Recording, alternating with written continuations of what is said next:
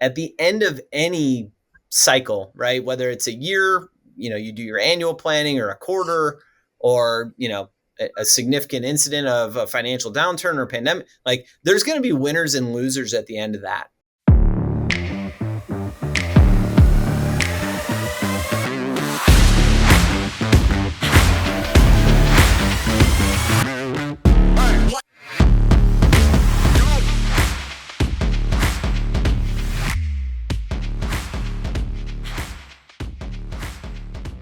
Welcome back to the Authentic Edge.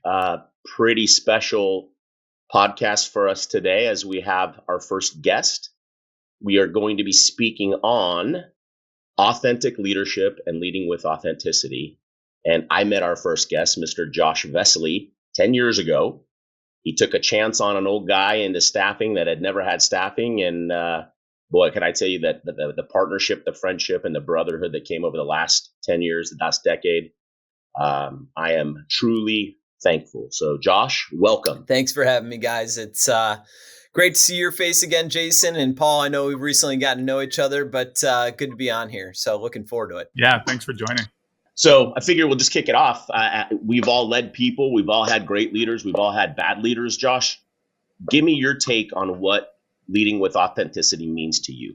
I think to boil it down to the most basic lesson, leading with authenticity to me really is a matter of how willing you are to be comfortable in the uncomfortable. And what I mean by that, and Jason and you and I have had these conversations quite a bit, but I think it's a lifelong learning and you're never truly an expert in it. To be able to let go of the things that are outside of your control and to be brutally honest with the things that are inside of your control, especially when you don't live up to the expectations that you know you're capable of, is the best way to showcase, in a very transparent and humble way, authenticity.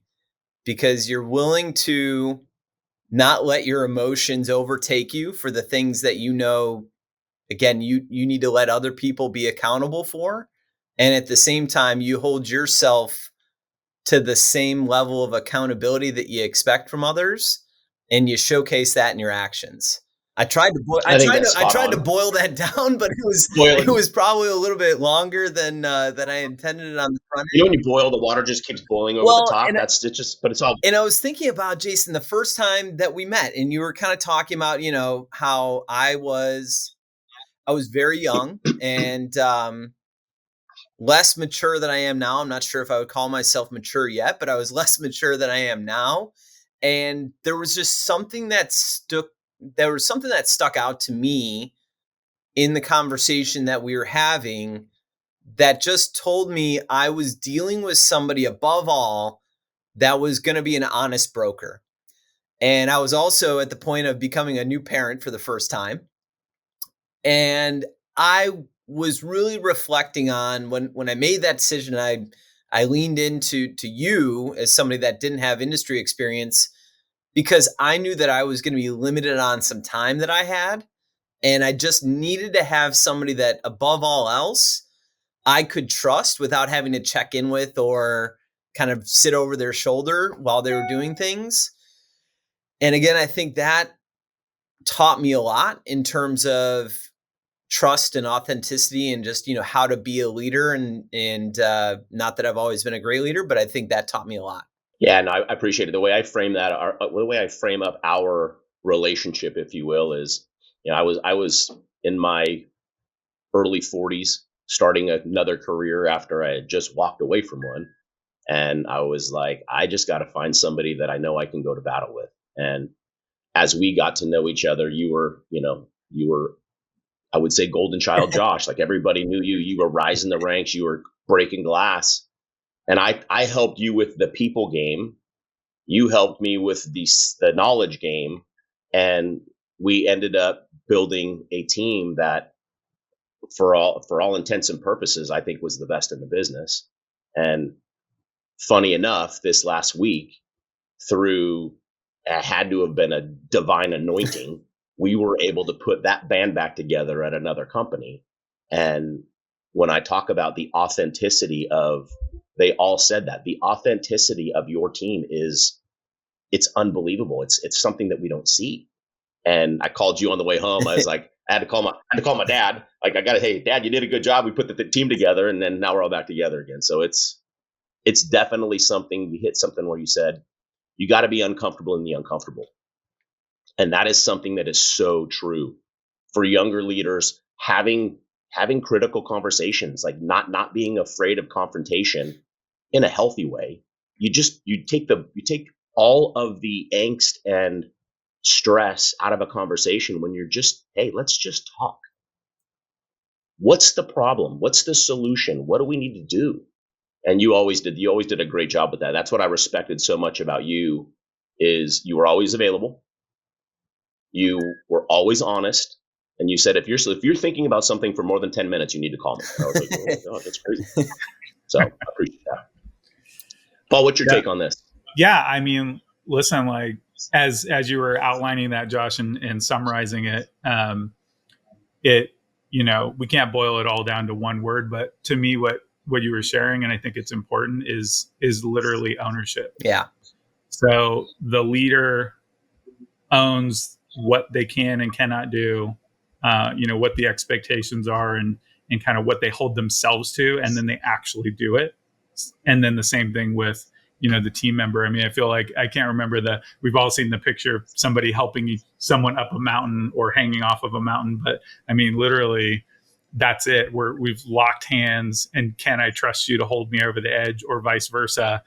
And so if everybody just owns their situation and their thing, and doing their best, because some things are outside the control. I mean, that's what it sounded like to me. And it's just, as simple as it sounds, it's not shown enough. And I think that's huge. Well, and again, Jason, you were saying something that I think is becoming a lost art, which is just talking, right? Because there is so much opportunity to text or email or WhatsApp or chat, and you can verbalize things in a very passive aggressive manner, or as the reader of text, right? I can interpret that based on however I'm feeling at the moment. And as soon as you pick up the phone and have just a voice to voice conversation, you can hear the inflection and the tonality and how somebody's asking or saying something. You can put that into a much clearer box and, address it in a follow-up question or additional, layers of context or whatever the case might be. And I find that that's a struggle in leadership. I think it's a struggle in doing business today, because there's so many things that are just done by committee, and you'll pass information around the table, and different people will read different things. And so I think talking is a big one. And then, Paul, to the accountability part, I'll be vulnerable and just share the thing that I think I struggle with the most in terms of accountability. And it's not when I look in the mirror. I think I'm pretty honest with myself there, as long as nobody else is around, right? But as soon as somebody else is around, I grew up with a mentality, and I think this comes a lot from my dad was a lawyer, and my mom, left her house at 18 and just kind of, by her own bootstraps, built herself up and all these different things. But I think what I observed a lot as a kid, and I'm not saying this is good, but was go on the attack. If you're defending, start to attack, and that's kind of how you gain the higher ground back. It's not necessarily by being humble and being internally reflective and saying, you know what, you're absolutely right, and taking all the power out of, right, whatever attack or criticism is coming at you, and owning it. And what I've learned now is that being able to do that gets you so much further, so much faster than the reverse of, oh, you're going to get me, oh, I'm going to get you. And then it's, all of a sudden you're in this, whether it's internally in organization or, business to business, or even in my personal life, because luckily I've been married for almost 14 years, knock on wood. Hopefully she comes back from Costco or wherever she ran out to this morning. Is that I struggle with that at all levels, and it absolutely carries over into being an authentic leader, because again, that's what you're showcasing as your emotional, right, control over yourself, and you're telling other people that's okay. Mm-hmm. Yeah, that's a good point. Yeah. The vulnerability piece of knowing your own weaknesses. I think from an authentic leader perspective, you have to know where you're deficient and work on that yourself, and even be vulnerable and hire people around you that are better than you at that. I think that's, the cliche, leaders hire people that are smarter than them and get out of their way. And it's true. Like, I look at some of the people that I work with and I'm like, just go do your thing and tell me when you need me to move something out of the way. I want to pivot a little bit, because we talk about good leadership all the time. And in an environment where, Gen X is we're moving off in the next couple of years, which is terrifying to say. I think I've said that before. How do we prepare people to take over the reins when we are getting towards that? I mean, I feel like this was a calling for Paul and I to go, we have to help people. So how do we, other than this, like, how do we teach people what to look for in a leader? Well, first of all, let me just call out. So since I'm an older millennial, and, again, but every time I talk to Gen X, first and foremost, they love to call out, we're the forgotten generation. We were the one. So I would say first and foremost, the issues that Gen X is facing are the same issues that the millennials face, the same issues that the alphas are facing. And for everybody that comes next, what the last generation had to do to get to where they are is going to be different than what the next generation has to do to get to where they want to be. And that's probably going to be a very different space in terms of what success looks like, or, the different areas of leadership that are going to exist in the future. I mean, did you guys, when you were starting off in your careers, and Paul, I don't know where you actually started your career, and so this might be a silly question. Think for a second that you'd be managing, potentially global teams, 24 hours a day, 365, in a landscape that is ever changing. Like, you can't predict what's going to happen 3 years from now. And so it's, it's like, those are all adaptions that we make based on the conditions that I think we're facing. In the next generation is going to face a whole different set of circumstances. So I don't know if I'm getting anywhere close to answering your question, but I think the basics of what, generation to generation leadership looks like is still that ability to know what your internal locus of control is, be totally open to not necessarily smarter people, but just different people that have different skill sets coming to you to try to solve a problem, and not having a bias towards your own thought processes and ego, which again, I think is really hard for somebody that is a natural born leader, because you want to, take that group to a new level of success and be on the front lines. And that means you have to ultimately be the most accountable one there. Totally fair. And I think, sorry, Paul, go ahead. No, I was just going to say, I did want to tie into what you said earlier, Josh, and I feel like it all pulls together. And thank you for sharing that earlier, which is this is my current perception, and I agree with you, which is me growing up in business and where I came from, it sounds similar, which is, a certain type of household. Owning that and really understanding it creates, for me, that's what's created more authenticity in myself. That's what's created my ability. And I think it sounds like for you as well, as you've continued in the career journey, the more you've owned your family life and your history and not felt like you had to show and prove it. You didn't have to go out on the attack, is kind of what you shared. And what I heard. What I heard was, you've gotten this when early in the career. Maybe what we're trying to share, Jason, is a lot of people are like that for various reasons, but also just for the purpose of, you want to prove. So in the early days, it's like, I must push against, back on everything. And I need to prove everybody wrong or show them what I'm made of. And so that early days of business and leadership, that's where, to me, that's where people's gap in authenticity starts, or it shows up, because they're trying to be something for somebody else. Whereas, and it's not that that's wrong, because you're in the learning mode, but if people can sooner rather than later integrate that learning mode, doesn't matter what generation they're from, in my opinion, with who they are, and then have this consistent approach to, hey, I'm going to bend but not break. I'm going to move. I'm going to be adaptable, to your point a moment ago. I'm going to, if I'm in a leadership role, I'm not just a natural born leader. I have different postures of leadership. I have different situational leadership.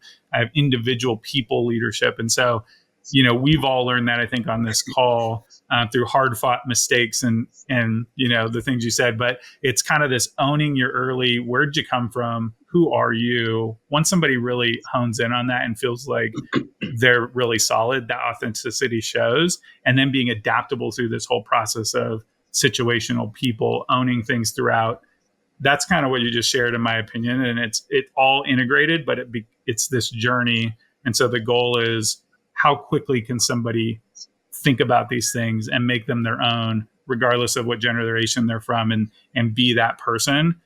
That's the sooner they get there, the quicker people will resonate with them. And that's what we're talking about. Well, and if I'll take maybe a little bit of a in the moment example, because the Olympics are around the corner here, right? So if you just think about what the lifespan of an Olympian is, for the most part, I think there's a couple of odd outliers in different sports where you can compete much later in life. But for the most part, peak athletics, is probably in your mid 20s, right? Your late teens to mid 20s. And the level of intensity and discipline and focus that those athletes are putting into achieving the ultimate level of success in the Olympic Games for their sport has a timetable. So when that's up, the question then becomes for the next generation, right?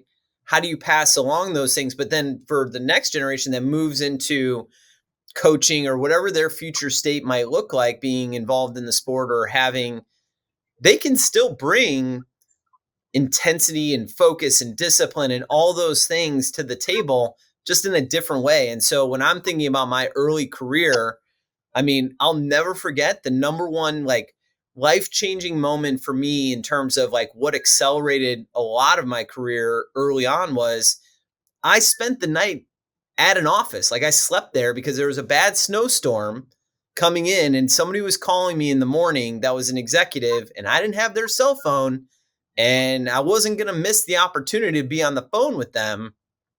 And I told my boss, and he's like, dude, you're crazy. Whatever you want to do, but you're crazy. And I just knew at that point in time, I wasn't married. I didn't have kids. And the opportunity for me to showcase that I'm willing to go to a totally different level than anybody else, even though I don't have experience, made a huge difference and put me on a totally different trajectory than I would have been on. And so I think, again, you need to, now I wouldn't do that today, but I'd be willing to pull an all-nighter if I felt really convinced that it was something important to me and important to the people that I cared about, because I'm still willing to bring an intense focus and discipline to the things that matter.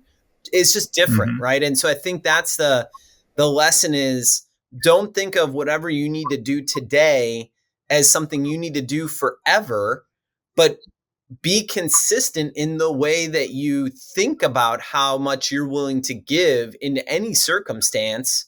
And again, that could be professional, it could be personal, and just be honest with yourself, because if you show up and you give a lot, but then you're not willing to show up the next time, that's kind of a false expectation. And people will kind of build that into their perception of who you are. And so just, be willing to be honest and consistent with whatever it is you care about and are willing to do to get the things that are important. Yeah, I think that makes a lot of sense. And the back to the question that I asked that you dropped a nuke on, calling Gen X the oldest generation, and we're the forgotten, that we, but whatever, it's fine. It's fine. Don't worry about it. But the reason I asked that was because it's been put on my leadership mind lately that people are asking, hey, what are you going to do here? What are you going to do at Faxis? What are you going to do here? And I'm like, technically it's sales and talent development, but it's basically teaching people how to be human. We have to be human. And in a technology and an AI driven, technologically advanced world, the art of being human is becoming a lost art. And that's genuinely caring about people. And that's putting people in front of you. That's standing in front of danger for people. It's opening a door, right? And it's interesting when I talk to I don't want to say the younger generation, but when I talk to people that are younger than I am, they're shocked that a 52-year-old guy is so transparent and vulnerable and calls out his own idiosyncrasies and faults.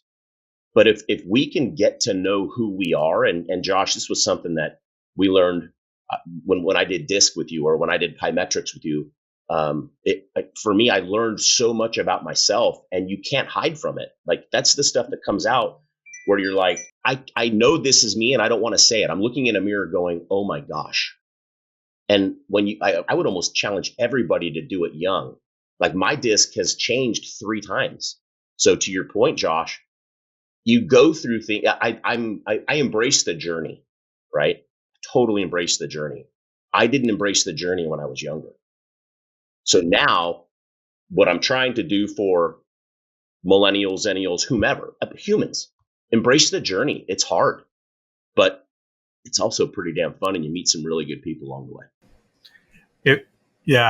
I think it's for sure. I think, Josh, that story you shared about sleeping overnight in that particular situation too, it goes exactly with what you're saying, Jason, about embracing the journey. And then, but I heard a term a while ago. It's exactly that. So I'll give it to both of you if you've not heard it. That's what we call an only practice. So instead of best practices, it's an only practice, right? Like, and when you're 20 or 20s and don't have kids and you're willing to put that in, I mean, that then helps you, right, become who you are today. But yeah, those are super interesting.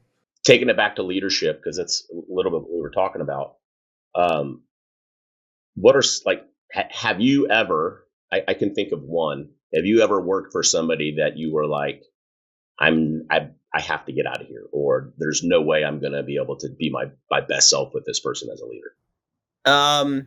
I think when it rose, like if it rose to that level, maybe only once, where I was like, hey, I really can't do this anymore, because the person is such a toxic element that I feel as if supporting that type of person almost helps them become more toxic to other people. I think only once I've had to make that decision, but I've had a lot of leaders that I needed to be very honest with in terms of the struggle I was having with them as a leader.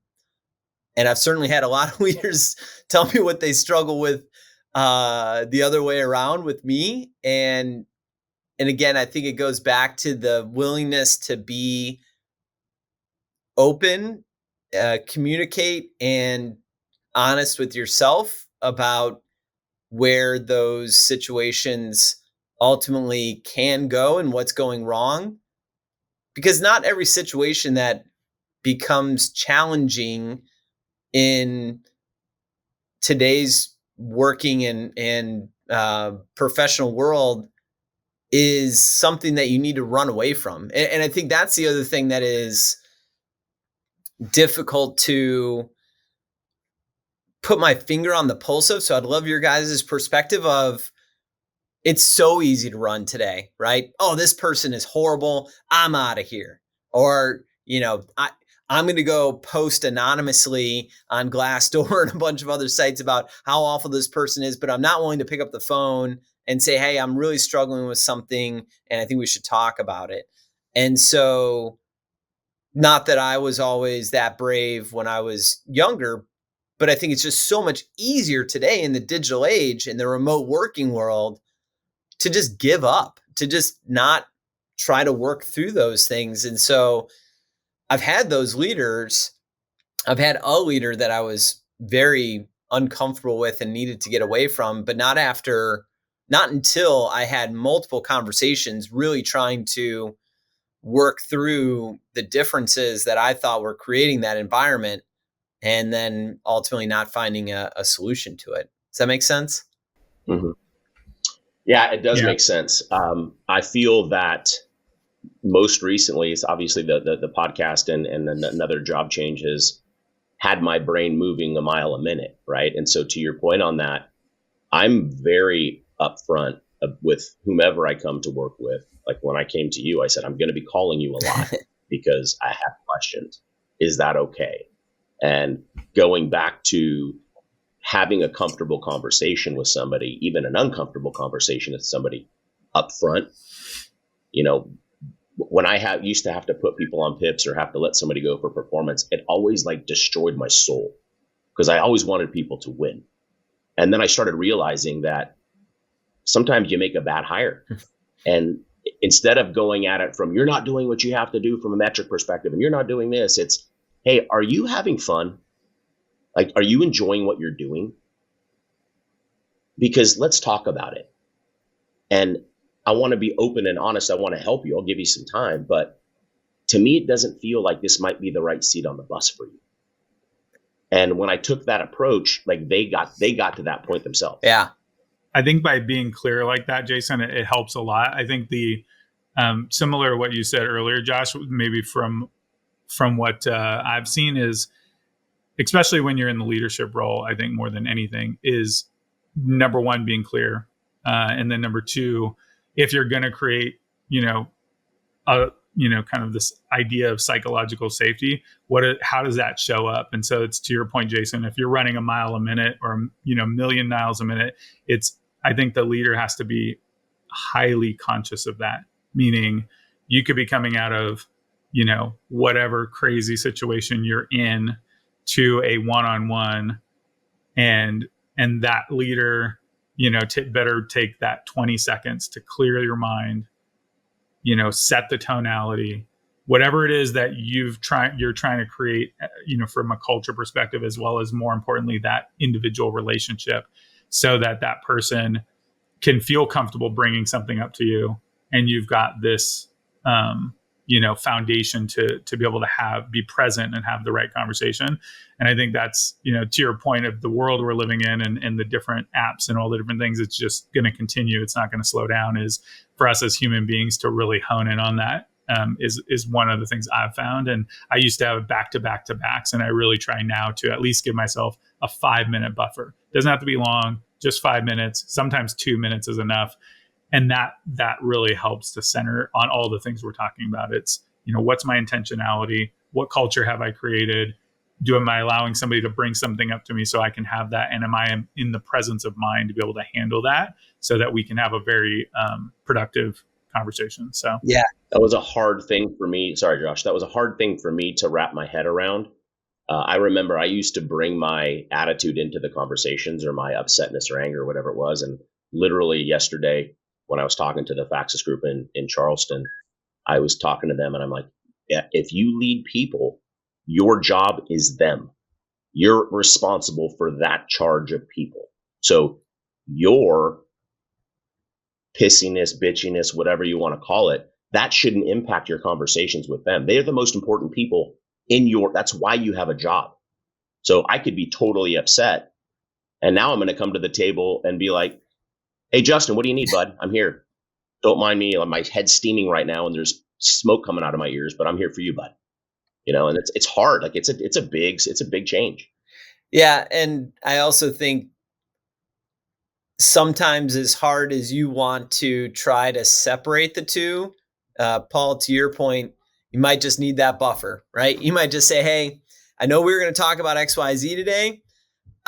I'm going to need an hour and then I'm going to be good to go. But I'm telling you right now, mentally, can't do it. And so I want to be honest with you and, let me get to the point where I can give you 100% of whatever it is that you need, because that's important to me. And I'm just, I need to take a beat to get there. And Paul, back to your point around like all the apps and just the continued proliferation of technology. I think we are getting to the point, and I could be wrong because Lord knows that I'm probably going to be one of the first people to sign up for some sort of a brain implant if it can make me, better, faster, smarter.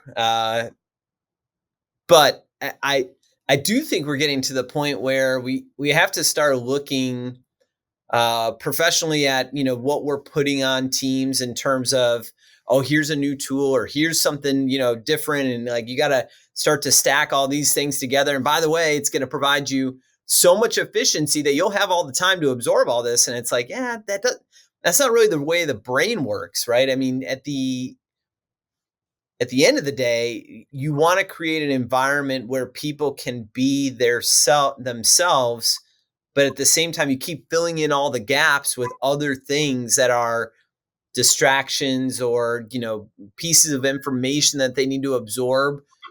And that's not who people are naturally, right? I mean, you can get to a certain level of absorbing all those things. And so I think we should really think about the practice of decluttering for people, right? As a leader, or helping lead. If you're reporting to a leader, helping that leader, right, declutter all the different things that they're trying to juggle, because we've become very diluted, right? Everybody gets a sliver of this. And so you can't get a lot of value out of it. And then that just becomes the norm. And so it's like, okay, I got to go to my next meeting. And, next meeting starts. All right, I haven't had a chance to pre-read any of the things, but why don't we go ahead and talk about it? And it's like, okay, then we're talking about it versus, having the time to get ready for that opportunity. And you leave, the computer at the end of the day and you're like, I'm exhausted. I didn't do anything. Mm-hmm. I didn't get up. I didn't run around. I didn't lift weights. I'm exhausted. And then you can't be anywhere near an authentic human being in the rest of your life. True. So true. Yeah. No, I think that's very relevant, Josh. And it's also, I was thinking about it the other day because we're, as with everybody in business, right? You're looking at the AI tools now, before it was other stuff, but it's AI tools, and that's pervasive and it's important too, in a lot of ways. But I started thinking about it, and it's going to come back to something you said earlier in this podcast, which is I started making a short list, believe it or not, of things that are not going to change.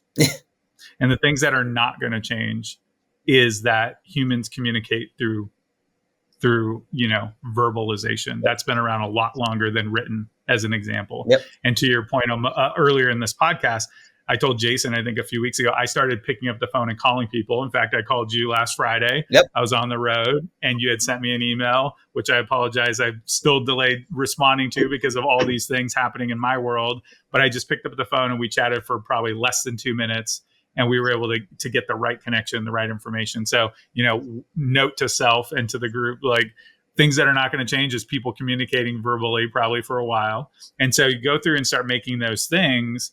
And then that helped me, at least in that particular day, because I was organizing exactly what you're describing. Here's this app, and there's Gong over here, and there's this over this, and this, and this, and this. And it's like, well, let me first draw a line around the things that are not going to change. Yep. Because those are the things that I need to hone in on and help my team hone in on around all the other things that, we're going to have to use in some way, shape, or form. But how does it bring together the things that are not going to change? That was, so I don't know if that helps, but I was exactly what you're talking about. Well, and, again, this might be great, just serendipity of the conversation, but I'm like this close to going back to the flip phone. I'm like this close. I'm still getting rid of the screen. Well, I'm still going to carry a smartphone around with me, just because, again, if I I need to, for whatever reason, right, get an email or have some, but I don't Yeah. need to have it with me 24/7, right? If I'm outside, with my kids, or if I'm going to, dinner or something like that, I can leave that at home. But now I can't because it's my phone. And so It's true. I'm trying to trap myself into ways of separating away from just all the distractions that exist. And I think the first thing is have just a basic list, and I've never been a consistent list guy in my life until recently, and it's just the simplest thing, right? 3 things I have to get done tomorrow. And those are the first 3 things that I work on in any gap that I have in the day. And then at the end of the day, I need to make sure that those get done, so I can't walk away from work until those are done. And then I just write down the next 3. But having that as my, guidepost for what the day looks like, and then I always feel like I got something done, because 3 things, as long as they're not, go run a marathon and Build a house. write War and Peace, like, they have to be very achievable things. But I mean, it's like the sense of accomplishment in anything else just builds the consistency of getting more and more targeted on what you want to do. I don't know if I'm the only one in this group, but I think I shared with Jason just a few weeks ago as we were talking about all these things. But exactly what you're saying, Josh, is the short list, if you will. But I don't know why. For years I did not do this until recently. Is I started doing a version of what you're talking about. So essentially, we're business folks operate in a certain way, but then when we go to our personal life, whether it's our marriage or our kids or fun, we're like, oh, but we don't want that same structure or framework. And it's like, that's the worst thing we could possibly do. I don't know how many years I screwed that up until not that long ago, I'm ashamed to say, where I just started doing this organization from business into my personal life, and go a version of what you're saying, like, hey, okay, health, wealth, love, happiness. What is that? What are the top 3 things? Like, what are the, and like throwing it all into the bucket that it's become part of our personality. And I think it's a good one, but like, it's so powerful, not only in business, of those top 3 things of, I found, health, wealth, whatever the buckets are for that, for everyone. And just putting that simple structure there, it's a game changer, no doubt. Yeah. Well, and I think this is part of the reason that you guys started this, but I find one of the bigger challenges to be, as we all mature and, gain perspective on what truly is helpful at managing, because there is a simple fact of it. It's not just technology, but life will continue to stack things on top of each other for you, right? When you're younger, maybe you're renting an apartment, then you get the mortgage payment, then you get, maybe a couple of kids or a partner, or, additional family members, et cetera. And so, like, it tends to never become less. And so Yeah. you kind of have to build these tools along the way to help you manage the additions that come in. And I guess my question is, how do you think people can start to pass that back a little bit faster? Because again, some of the tools you need at the very end, you don't need at the very beginning. But if you think of the sequence of events, like, how do you start to pass those back to the people that are just about to get to where you are, and then again and again and again and again? And I don't know if there's a simple structure to do that, or obviously this is part of what you guys are doing on the podcast here. So I'm curious if you have seen anything more deliberate, or even more localized to an organization or a group of people, that has worked really well. What I had, we were talking about that there's always an app for something else, and there's always this for something else. And I feel that there's some value in what Paul's talking about, and what you're talking about is actually writing something down and checking it off, and taking it from that aspect, because I think that everybody learns differently, right? Some people are just really good organizers and they can have everything like our friend Stephanie Prevey. Like she's the most organized person I've ever seen. And I look at it and that gives me anxiety. I'm like, whoa, Oh, I can't do that. the amount I'm of not a note taker, color right? coding and, notating, filing, or I agree with you there. I don't know if I could ever get to that level. But I think it goes back to like us knowing ourselves, like knowing what you're good at and self-reflection on I am not a list guy. Just not. Yeah. Because I can't read my own handwriting, so I don't want to look at it. And I just know what I have to do and I get it done. And if I don't, my wife's like, hey, you didn't do this. I'm like, oh, you're right. Sorry, I'll go do it now. But I think the biggest thing you can take from that is that it's know yourself, know how you work and hold yourself accountable. I agree with you on know yourself. The whole concept of strength finders, which again goes back quite a ways. I think I read strength finders after I did my first disc. And one of the things that both of those assessments kind of taught me about myself was if you try to push yourself to be something you're not, you're going to burn so many calories. And again, that exhaustion of just kind of your natural energy that you bring to the table is going to be depleted because you're trying to move into an area that you're just not well equipped for, right? I mean, I am not going to be a operations executive anywhere ever. And if I am, if you're watching this podcast and you're thinking about hiring me for an operational, executive role, don't. I'm not going to be that person.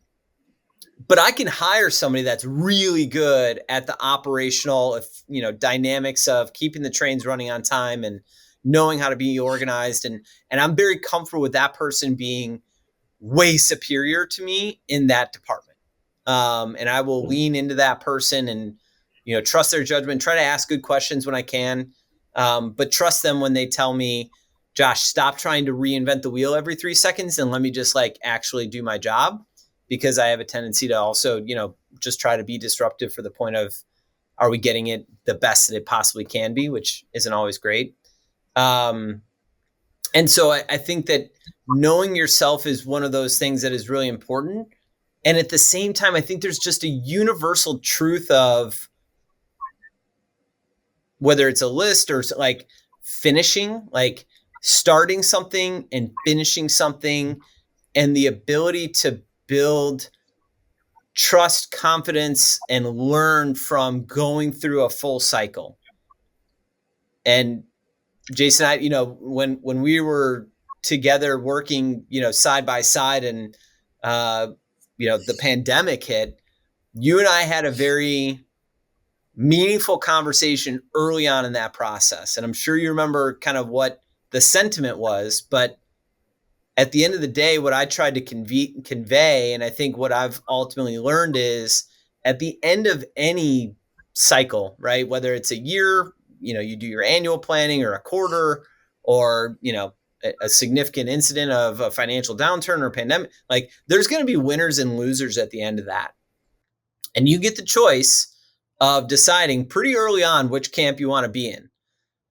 And again, if you finish and you didn't quite get to the level that you wanted to, but you kept pushing for the highest level of achievement that you could throughout that whole process, you're going to end up better than 90% of the people that, were there saying, I don't know, it doesn't look good. Should we do this? Should we do that? I'm too scared to make a decision, and everybody else around you sees that too. And so you gotta finish what you start. And I think the universal truth, and however you do that with a list or whatever else, the ability to look back on that and learn is probably one of the most basic things that individuals can do and teach. That could be the closing moment of this podcast. It was absolutely spot on. Yeah. I remember that conversation like it was yesterday. And I'm getting chill and getting goosebumps even thinking about it, because I was in the same boat. I was like, crap, what's going to happen? Nobody's going to buy this and that. And Josh goes, hey, there's going to be winners and losers, and we don't lose. And I took that message to the team. And I had an energy about me at that point. And guess what happened that year? We hit quota. I don't know if I said we weren't going to lose. I think I said we get to decide. Like it's our choice whether or not we want to be, losers, which I don't. So, if you do, tell me now. But at the end of the day, the mentality that you bring to that situation is going to determine so much more than the situation. Again, the situation's outside of my control. Going back to the very first thing that we talked about, it's like I don't have control over that. I have control over what I can do in the situation, so I'm going to try to do that as best as possible. Spot on. Absolutely. Great way to wrap up. Yeah. Thanks for being our first guest. Yeah. For everybody out there listening, we appreciate your following and your listening and your shares and likes and all that stuff. It means the world to us, keeps us going. So thanks for another episode of The Authentic Edge. Thank you so much, Josh. Cheers, guys. Great. Have a great weekend. Talk to you.